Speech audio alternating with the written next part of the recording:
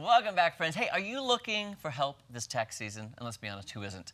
You should consider Drury University's free volunteer income tax assistance clinics happening now through March 6th. Here with more on this great program is Dr. Janie Whitaker-Poe from Drury, who will now call Dr. Poe from now on. From now on. From now on, Dr. Poe. Good to see you. Hi. Thanks for coming in. Oh, yeah.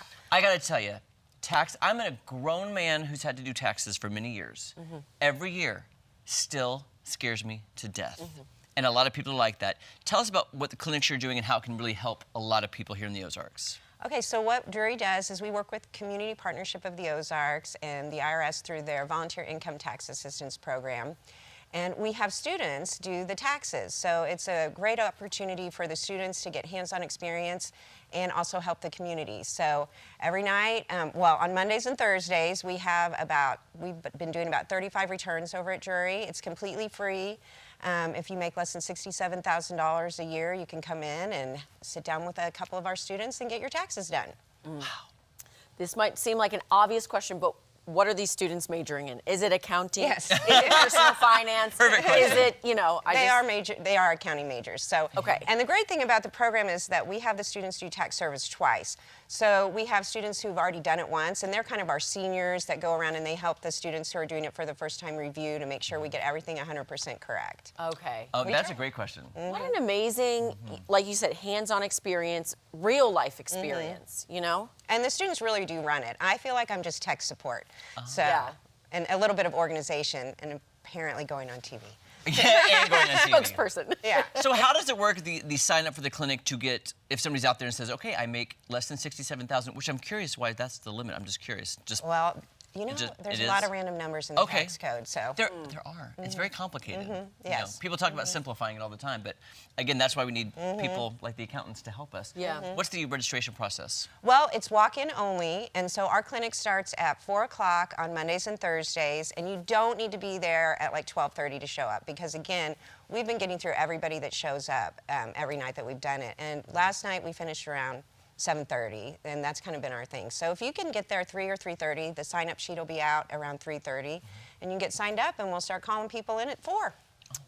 Okay. So, of course, you're going to need your tax documents. Yes. Any other odds and ends that people should maybe have on hand just in case, so it's not like I have to go run home, come back, do... Well, you do need, for our clinic, you need your driver's license and your social security card so that we have proof of your social security number. And one thing that we have noticed is if you have marketplace insurance or insurance through the Affordable Care Act, we need that 1095A. Okay. And then if you're a taxpayer who maybe thinks that at one point that maybe someone was going to access your information when you filed electronically, you might have requested an internet privacy pin from the IRS.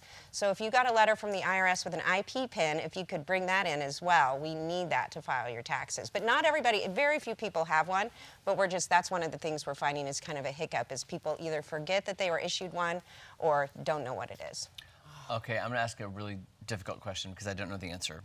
Let's say somebody's out there and they need to turn in like, okay, I did this project, I have all these receipts, and then I did this and I have some mileage and I have this. Are you supposed to bring all of that and see if you qualify? Do you still do the tax write-off with the receipts? Because I know at one point they were not doing, I don't understand everything that goes involved with that. So what, are you talking about someone who's self-employed, who has business expenses? Yes. If you are self-employed with business expenses, we can do a Schedule C, but we can't do it if your business has a loss. Or depreciation. There's so many rules.